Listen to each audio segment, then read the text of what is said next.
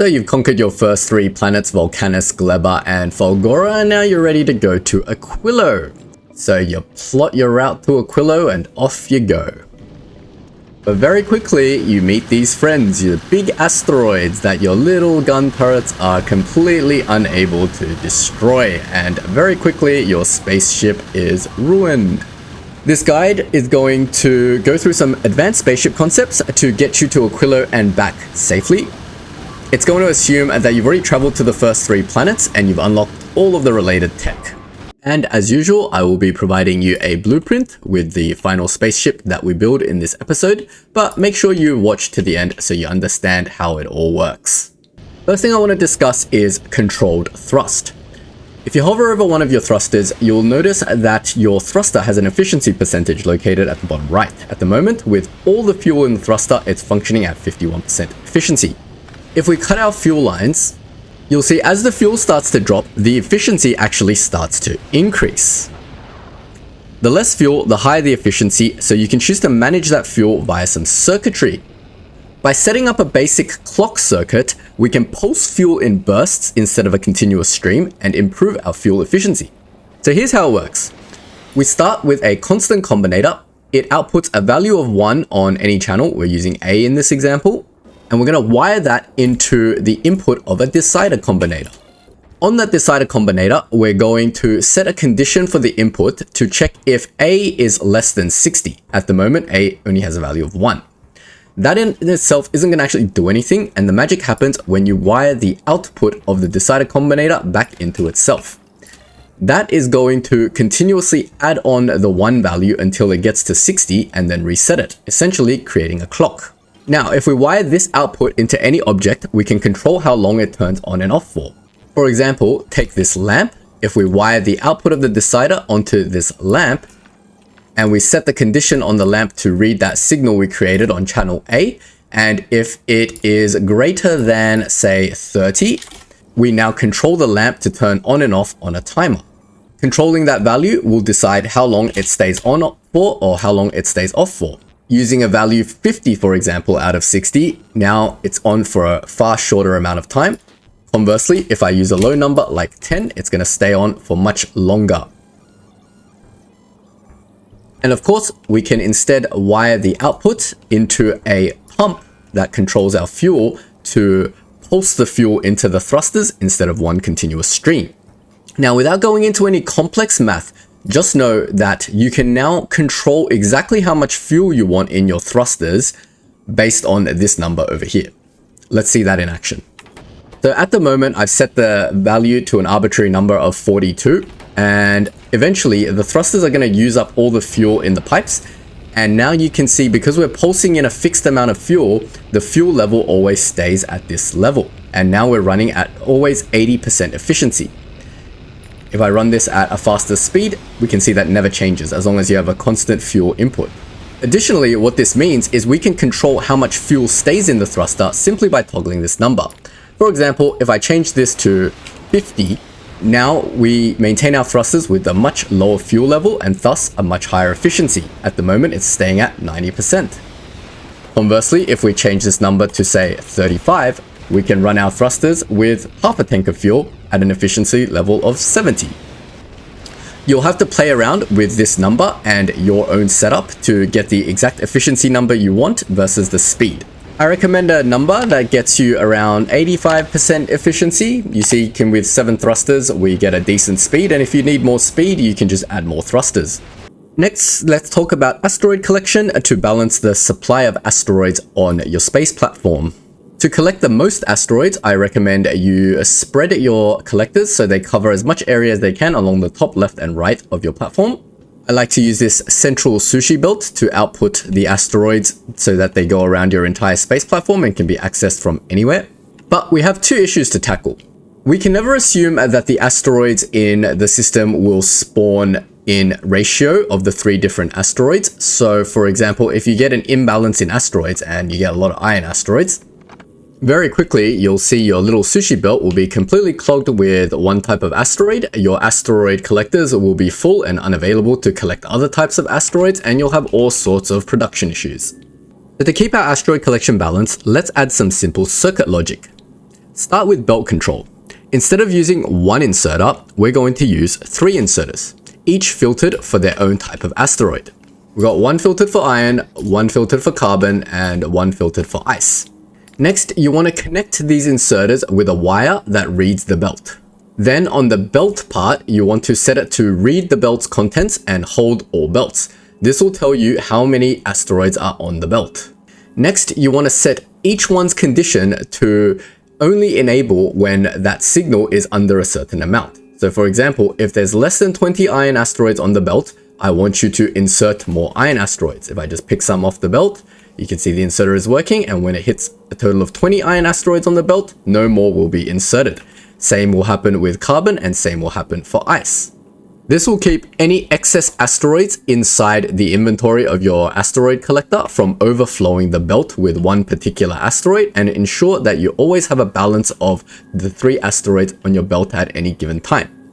Well, this is only one part of the equation, because even though it knows not to insert any more iron asteroids and we need more carbon and ice asteroids, if your asteroid collector's inventory is full of the wrong asteroid, it's not going to be able to pick up new asteroids to put onto the belt. Here, if I paint some carbon asteroids here, this thing can't pick any up because it's full of iron asteroids. Now, to remedy this issue, we need a little bit more circuitry, unfortunately. So over here, I have a decider combinator. It's going to be connected from the input and the output to the asteroid collector. The input is going to read the contents, so make sure that's ticked, and feed that part into the input of the decider combinator. And we're going to set a condition to say if that particular type of asteroid, for example metallic, is less than 13, which is a third of the volume of its storage, then we're going to output a signal for iron asteroid. And what that signal output, when wired back in to set filters, is going to do is it's going to tell the asteroid filter that I want to collect iron asteroids because I don't have any in my inventory.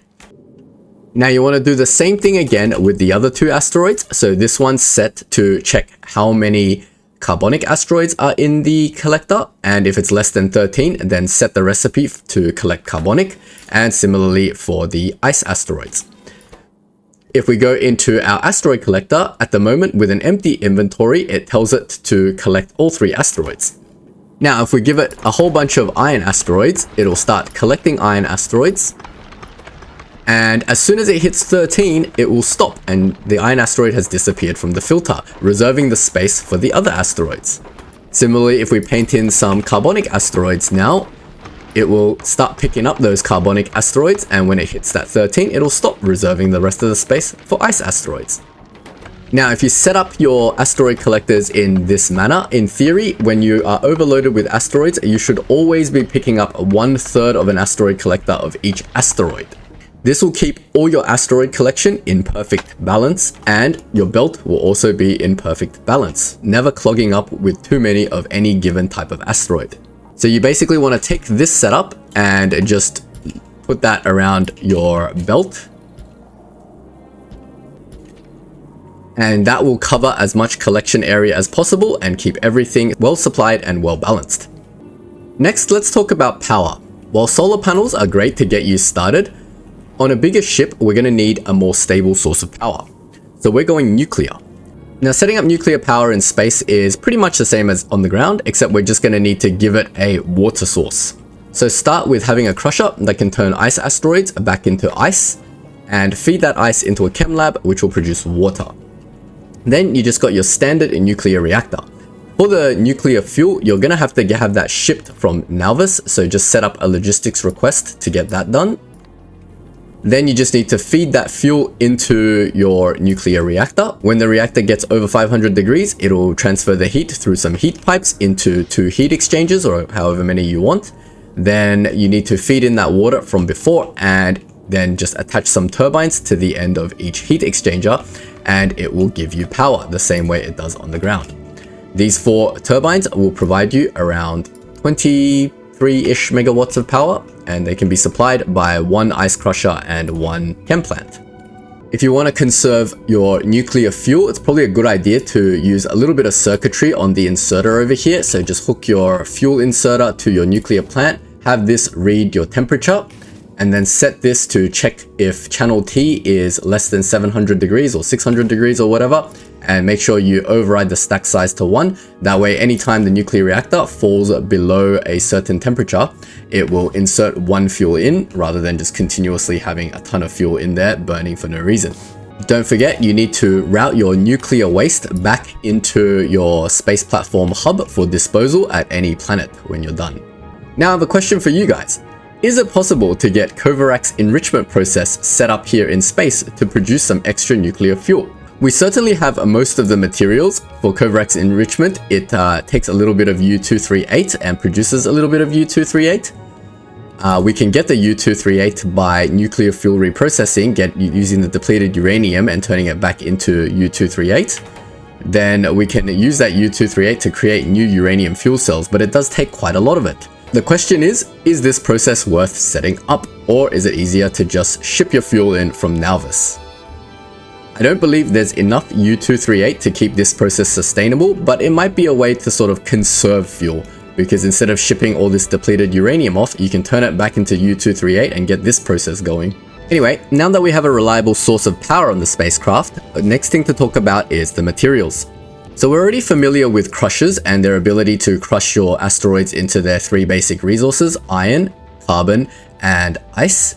But after Gleba, you would have gotten a new research done that lets you process the asteroids into some more advanced components. So the metallic asteroid can now also turn into copper, the carbonic asteroid can also turn into sulfur, and the ice asteroid can also turn into calcite. And we're going to need the sulfur to produce rockets, and we're going to need the calcite for advanced fuel processing.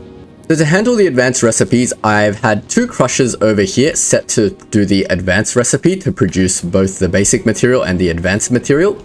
Then I have a supplementary crusher that just does the basic recipe to supplement any additional basic material that we need. So to go into how this works, the advanced one is over here, and they're outputting their advanced material onto this belt, which is going to merge onto the belt over here that produces the basic material, and that's all going to feed down here. These red inserters are just filtered for asteroids alone, and they're going to output any uncrushed asteroids back onto this belt, and it's going to feed back onto your sushi belt. And finally, the basic asteroid processing is just going to feed the basic material onto this belt as well, but it's got a little bit of a circuit condition just to check if it's only going to feed if there's no basic material on this belt. We don't want to overproduce the basic material because it will clog the production of your advanced material. You can see at the moment, this isn't producing any sulfur because the carbon on this belt is actually backed up. On the other side over here, I have the exact same process, except it's set up to do the ice asteroid processing. So it'll produce calcite and put it onto this belt. It'll produce ice and put it onto this part of the belt. And this section will check whether there is ice on the belt, and if not, it will do basic ice processing to chuck onto this belt. For the iron in this setup, we don't need the advanced recipe that also produces copper, so we're just going with the basic crushing recipe. It works in exactly the same way. We're getting iron asteroids filtered from over here onto this belt. It's picking them up, crushing them, sending out the iron down for later processing, and the red inserters are feeding any excess asteroids back onto the sushi belt. And that's pretty much it. This will give us all of our basic recipes. So we've got the carbon and the sulfur coming out of here. We've got iron, we've got ice and calcite. The first thing you're going to need to do is you're going to need to melt your ice into water.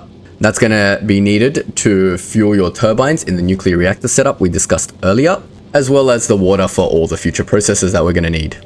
The next thing you're going to need to do is smelt all of this iron into iron plate so that we can produce yellow ammo.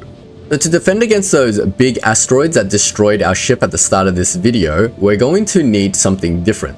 Looking at the entry in Factoriopedia tells us that these big asteroids are actually completely immune to most forms of damage except for explosive.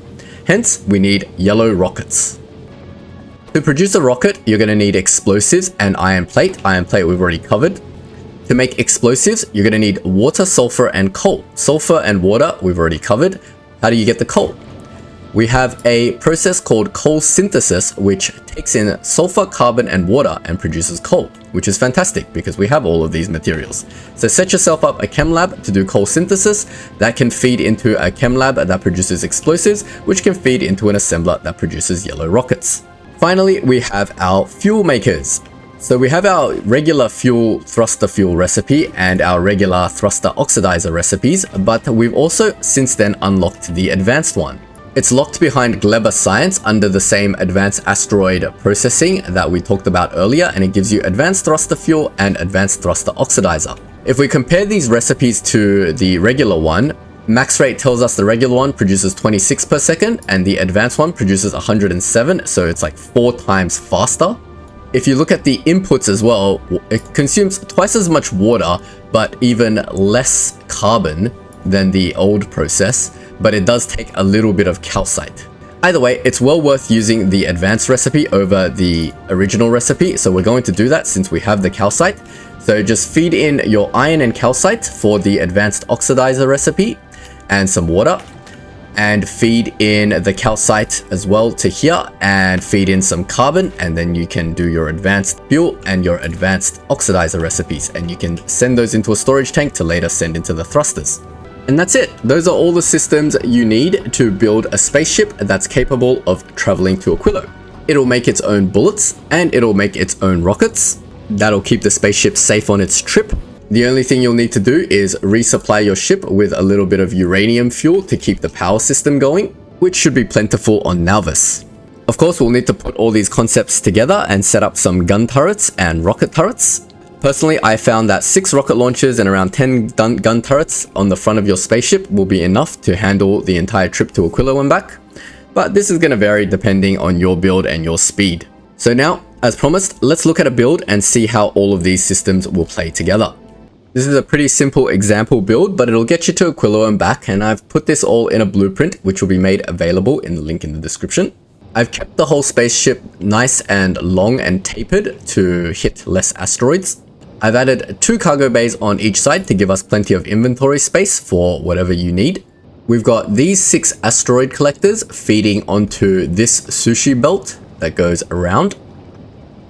Here's the nuclear power we talked about earlier. It takes uranium fuel directly from here. We've got a logistics request to get 50 uranium fuel at any given time, and it pulls it straight into the nuclear reactor with that temperature condition that we had set earlier.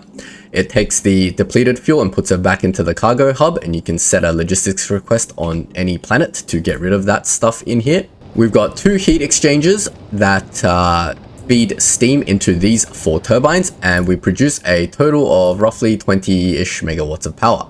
Below that, we have the asteroid processing setup that I showed earlier. Not many changes. The only thing I did was route the ice upwards instead to feed these 2 chem labs that are producing water for the whole system, and the water is being routed upwards to feed the nuclear reactor, and it's being fed downwards to feed the rest of the system.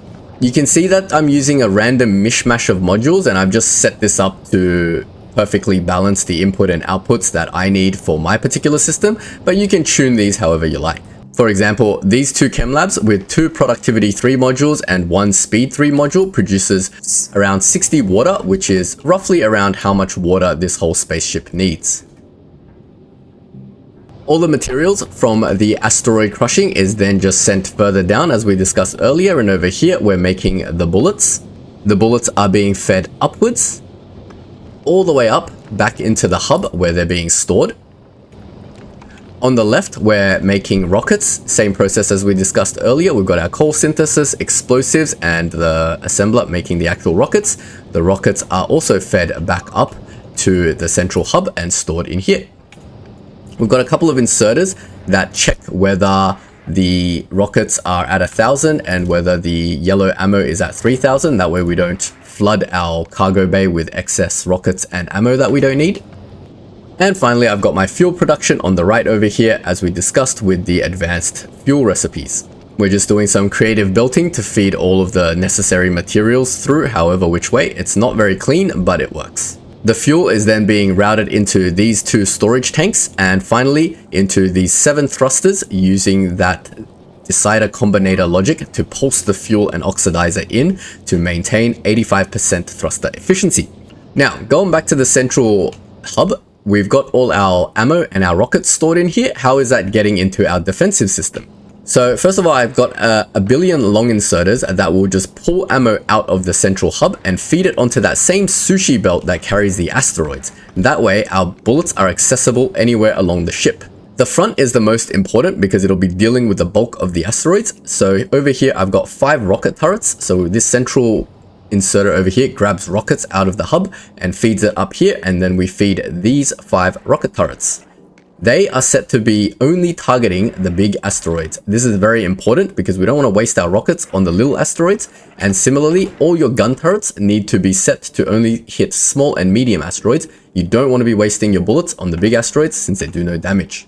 So we've got our 5 rocket launchers, and on each side we have a bay of 8 turrets. This seems to work for my build and my speed, but you can tune the defense however you like. You can add more rockets, you can add more guns, you can remove guns, whatever you like. And that's it. That's the full build. This thing should get you to Aquilo and back safely. Just ensure that you do start off with a full stockpile of ammo and bullets. Over here, I've got 3K and 1K rockets to start with. And I have a condition in here that before it travels anywhere to check that it has enough bullets to make the trip. So we're going to go on a test flight now to see exactly how much ammunition this trip consumes. Let's get going. We're going to head straight to Aquilo. You can see we're at the halfway point between Nauvis and Gleba at the moment, and obviously this thing handles that trip without any issues. We've now arrived at Gleba and we've basically used no ammo. Now we're heading from Gleba to Aquilo, and very soon large asteroids will start spawning and we're going to have to shoot them down with our rockets. In terms of travel speed, we can see our thrusters are constantly at around 40%-ish fuel. We can't see the efficiency percentage, but being at 40% fuel essentially means we're about 80% efficiency. Now the big asteroids are coming and we're about 1/3 of the way to Aquilo. The rockets are making short work of any big asteroids and it's not an issue at all.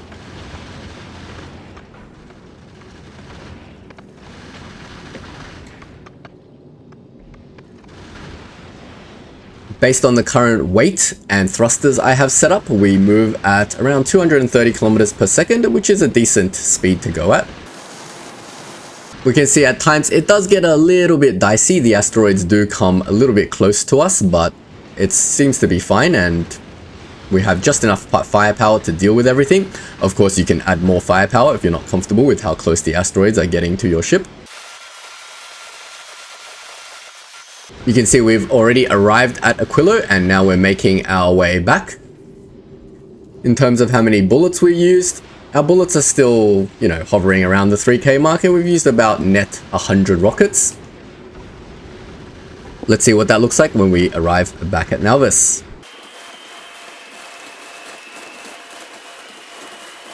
We're at the halfway point between Aquilo and Gleba at the moment, the most intense point, and we're still perfectly fine.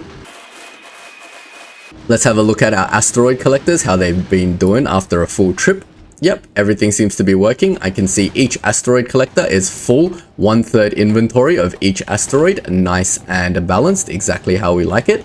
And everything on the belt is nice and balanced as well. And we're not running out of any resources, and we're running out of fuel, but that's perfectly fine because it's keeping our thruster fuel at the mark that we want the entire trip. And we've just made it to Gleba, and pretty much we can assume we can safely make it home to Nauvis.